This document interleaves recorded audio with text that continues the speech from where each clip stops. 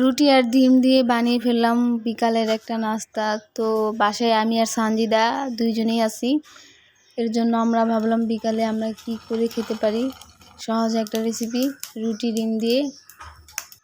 তো ডিম দিয়ে রুটিটাকে এইভাবে ভেজে নিচ্ছি, তারপরে এখানে আমি আম ছিলে নিচ্ছি।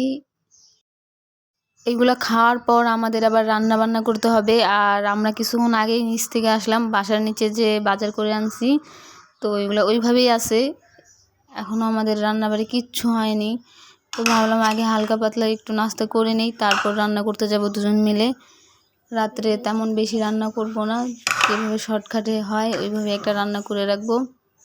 আর বাসায় যেহেতু নাই, এর জন্য ভাবলাম যে লেট করে রান্না করলেও সমস্যা নেই, ও আস্তে আস্তে আমার রান্নার মধ্যে হয়ে যাবে। তো আমি আর সানজিদা এখন খাবো, আমাদের নাস্তা রেডি, আর আমাদের দুজনেরটা রেডি। তো ও আসলে ওকেও তো দিতে হবে, না হলে এই ভিডিওটা ও দেখলে তখন বলবে আমাকে রেখে একা একা কীভাবে খেতে পারলা।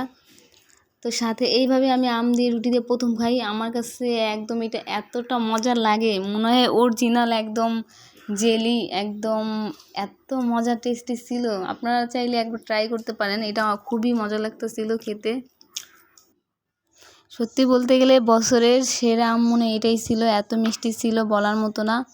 আমার তো অনেক ভালো লাগছে, সত্যি মিষ্টি মিষ্টি না, বাজার থেকে আমরা আনছিলাম এগুলোতে।